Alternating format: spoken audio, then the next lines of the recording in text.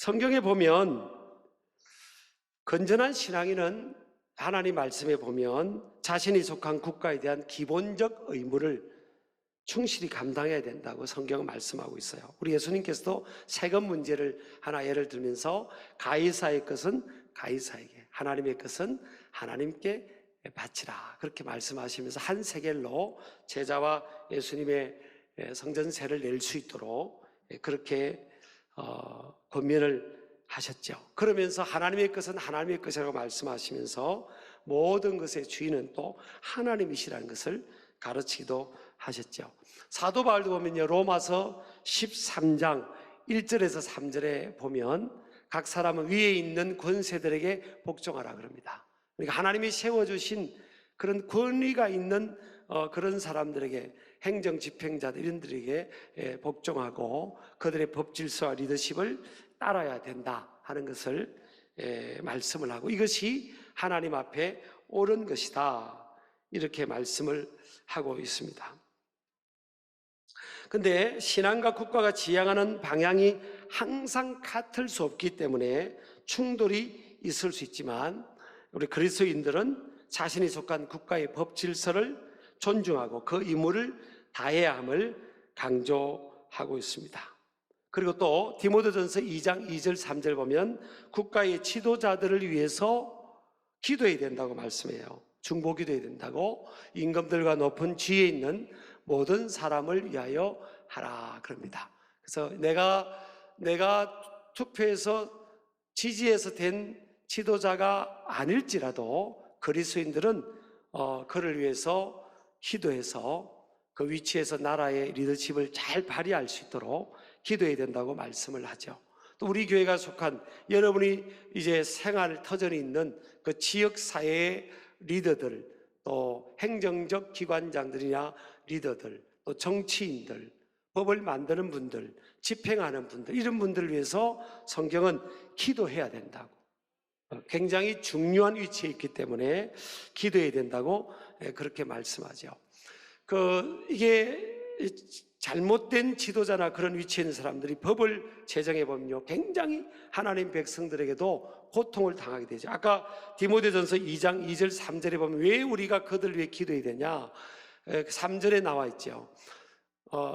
2절 마지막 거 뭡니다? 이는 우리가 모든 경건과 단정함으로 고요하고 평안한 생활을 하려 함이라 그랬어요.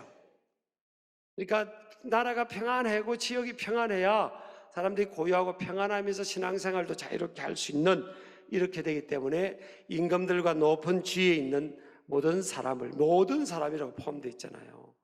내 마음에 맞는 사람만 기도하라는 게 아니에요. 그리스도인들은 모든 사람을 품고 모든 지도자들을 위해서 기도해야 된다. 그렇게 되지 않았을 때 굉장히 고통스러운 모습들 있잖아요. 성경에 보면 하만이라는 지도자가 왕을 꼬드겨서 나쁜 법을 만들죠. 그래서 택한 하나님의 백성들을 핍박하는, 박해하고 죽이는 법을 만듭니다. 그래서 이제 백척간두의 그런 상황이 주어졌을 때 에스더가 죽으면 죽으려는 각오로 나아가서 그 반전을 시키는 그런 계기도 있죠. 아까 말씀드린 것처럼 다니엘도 그래서 사자굴 속에 밥이 되는 상황으로 던져졌고요. 근데 하나님이 초자연적으로 함께 하시니까 다니엘이 구출을 받았을 뿐만 아니라 다니엘의 정적들이 오히려 사자밥이 되는 그런 상황도 있었죠. 오늘날도 보면요, 많은 악법들이 있고 교회를 핍박하는 법들이 전 세계에 많이 있어요. 그래서 지도자들을 위해서 기도해 달라고 선교사님들이 선교 편지가 굉장히 많이 옵니다. 자, 근데 오늘 사도 바울이, 오늘 우리가 강복 기념 주일인데요, 사도 바울이 자기 민족을 위해서 자신이 어떤 고통을 겪으면서 기도하고 있는지를 1절, 2절에서 지금 1절에서 3절에서 표현을 하고 있어요. 첫 번째는 큰 근심이 있다 그럽니다. 큰 근심. 로마서 9장 1절을 보면요, 나에게 큰 근심이 있는 것과, 아니 뭐 사도 바울은 항상 기뻐하라고 했는데 왜 큰 근심이 있을까? 두 번째는 마음에 그치지 않는 고통이 있다 그럽니다. 마음에 그치지 않는 고통. 한마디로 하면 큰 근심과 고통이 있다는 거예요. 그럼 이 근심은 뭔가 하면 헬라로 리페라는 단어인데 슬픔입니다. 슬픔. 마음의 상태로서의 슬픔. 사도 바울이 마음에 슬픔이 있다는 거예요. 또 하나는 고통이 있다는 겁니다. 이것은 그 슬픔으로 인한 이 고통이에요. 이 고통이 있다는 거예요. 왜 그러면 그게 있을까? 자기 민족을 위한 거란 거예요. 자기 민족의 무엇을 의미하죠? 이 유대인들이 바울과 같은 민족의 백성들이 하나님을 믿기는 믿는데 예수님을 구세주로 안 믿는 거예요. 이 사도 바울이 하나님을 믿다가 예수님을 믿고 체험을 해버리니까 이 예수님이 자기들이 핍박했던 예수님이 구세주이고 구원자인 것을 알게 되는 겁니다. 그래서 큰일 난 거예요.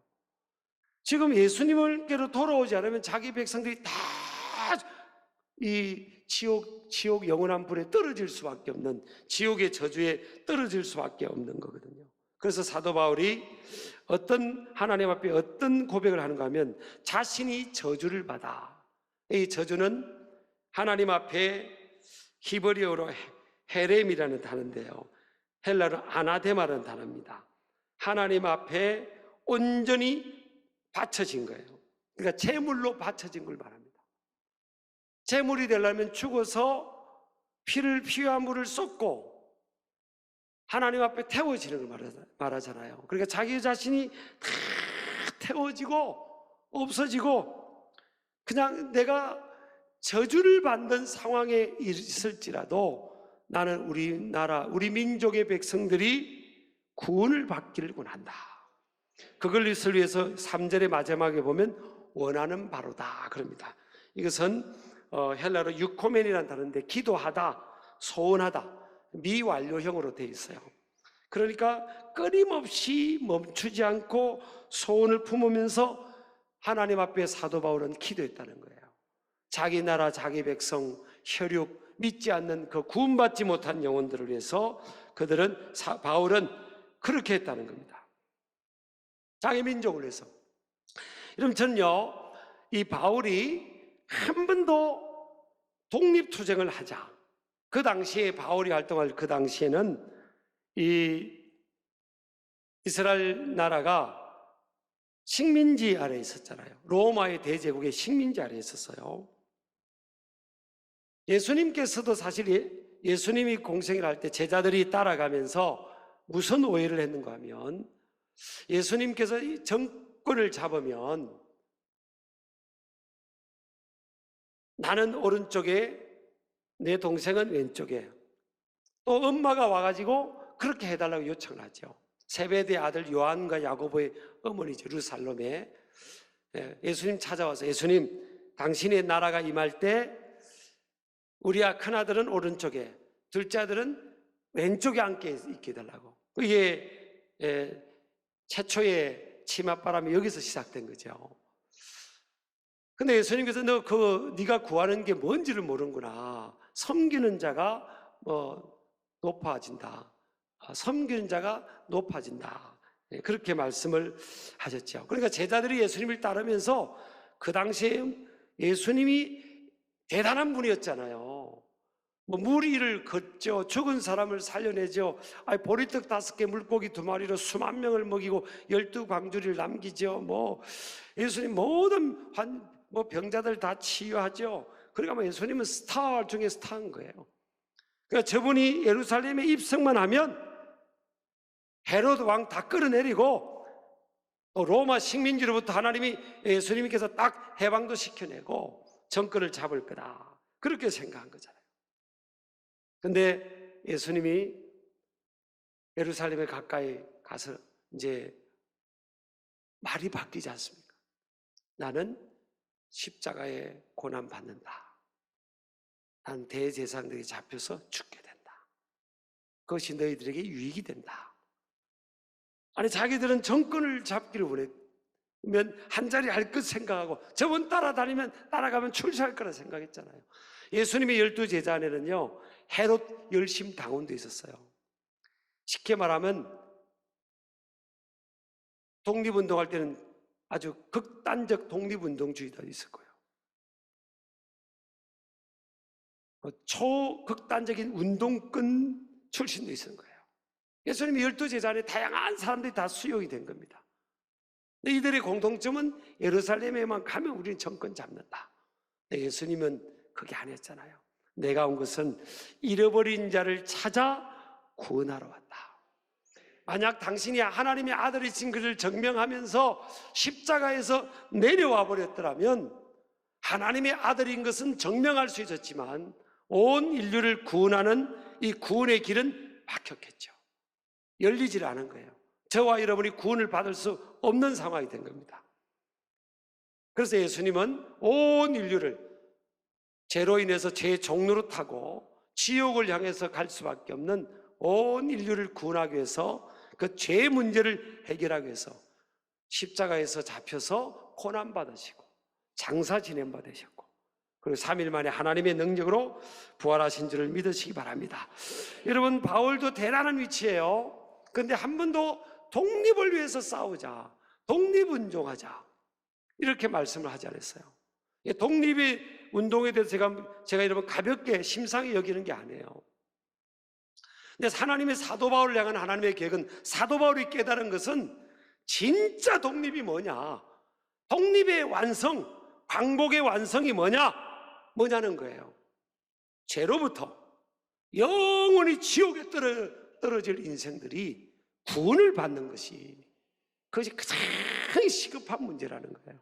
그래서 사도 바울이 예수님을 만나고 깨닫고 나서 그는 나는 십자가에 못 박히신 예수 그리스도 외에 알지 않기를 원한다. 왜냐하면 십자가에 못 박히신 그 예수 그리스도만이 자신과 모든 사람들을 구원하고 그 죄의 문제를 해결하는 그 유일한 길이기 때문에 사도 바울도 예수님처럼 그 길을 가는 겁니다. 여러분, 만약에 바울이 지금 우리 같은 시대에 살아가는 우리 민족의 사람이었다면, 가정을 한다면 우리 민족의 현실에 관한 큰 고통과 슬픔을 품고 있었겠죠. 슬픔을 품고 있었겠죠. 그리고 나라와 민족의 구원을 위해 매일 기도했을 것입니다.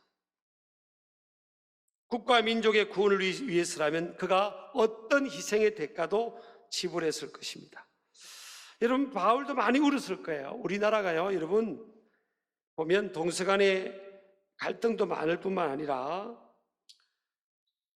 이 출산율도요, 지금 작년에는 0.78이더니 올해 제가 자료를 봤더니 0.73까지 떨어졌어요. 작년에는 한 달만 그러더니 올해 0.73까지 떨어졌습니다. 이게 1m로 떨어진 나라가 OECD 국가에 한 나라도 없어요, 지금요. 우리나라가 지금 괴물 같은 나라가 됐습니다, 지금. 여러분, 우리나라가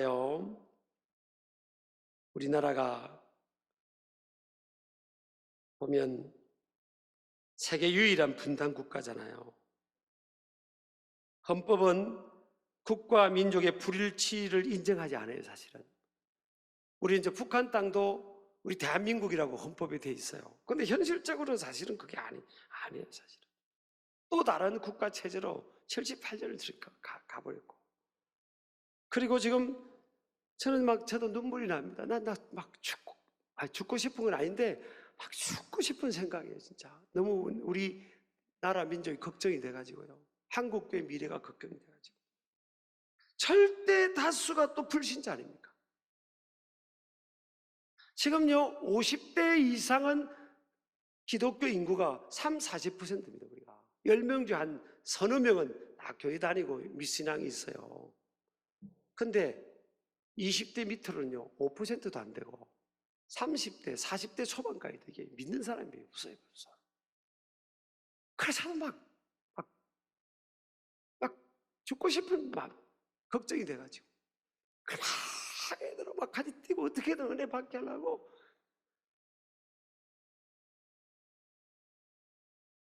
여러분, 불신자면요, 어떤 상태입니까? 영적으로 오면 죄의 지금 종로로 타는 상태예요. 영혼을 지옥에서, 우리는 36년 일제 이게 지금 지옥이라고 하는데 그거하고는 비교가 안 됩니다, 여러분.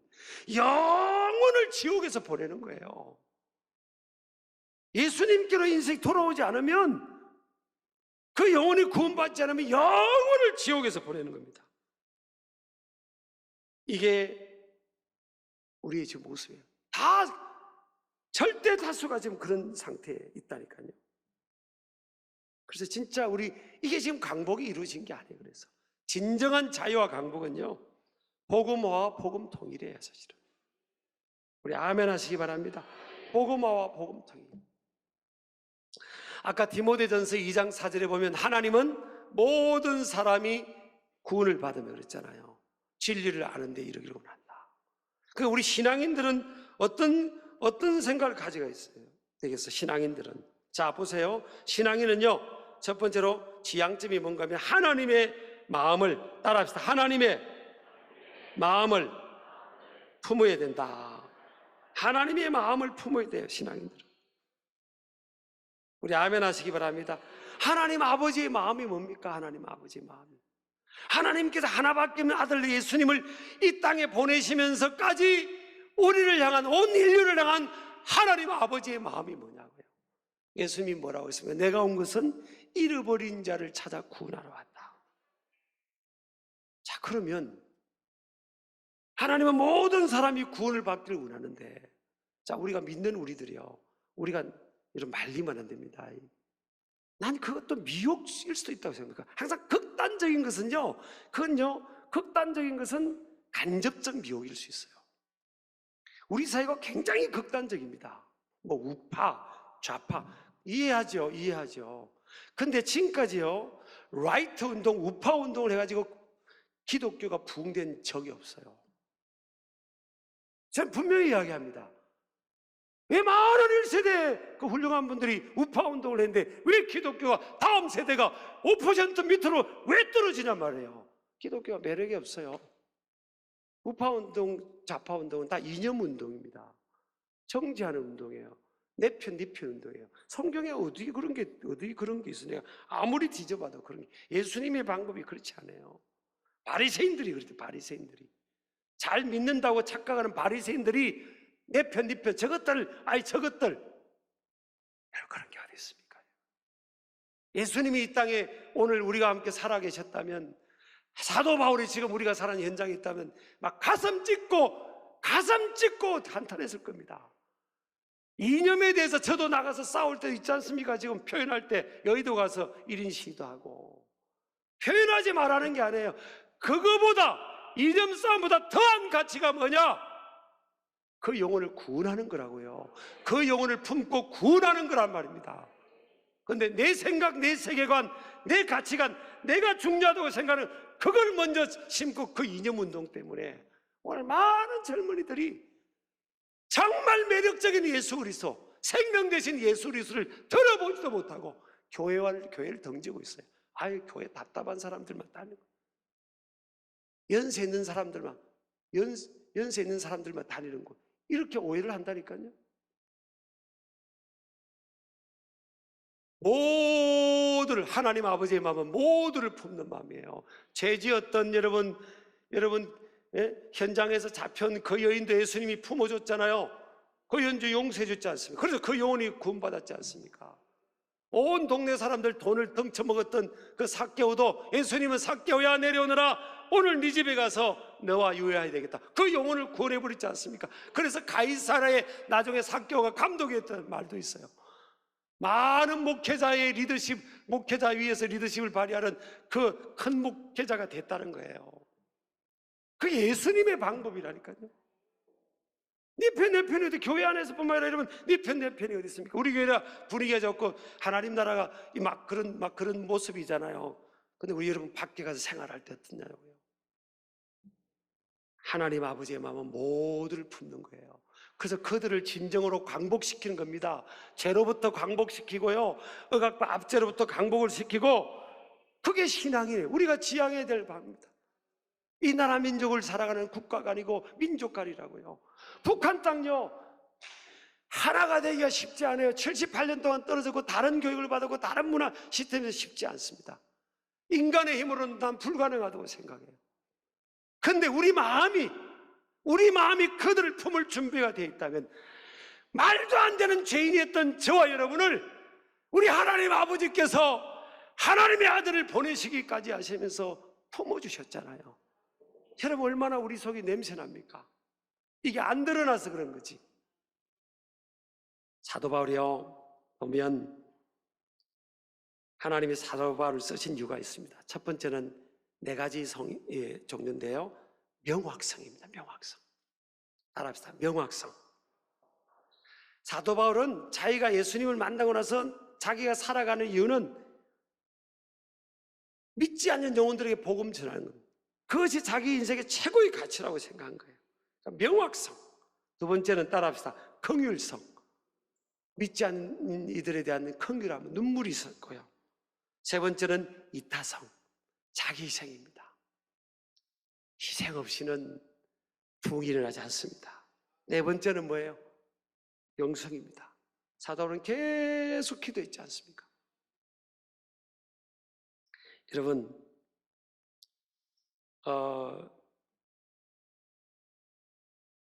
두 번째 봅니다. 신앙인의 지향점. 신앙인은 하나님의 섭리를 인정해야 된다. 내가 태어난 곳, 자란 곳, 또 내 국가, 이 민족, 이 상황들을 인정할 수 있다고. 세 번째는요, 신앙인은 겸손의 자세로 남을 자신보다 낮게 여기야 된다. 우리가 살아오면서 우리는 개인주의 교육을 받고 자본주의 속에서 개인주의 성향들이 많잖아요. 젊은 세대가. 근데 성경은 겸손의 자세로 남을 나보다 자신보다 낮게 여기는 거예요.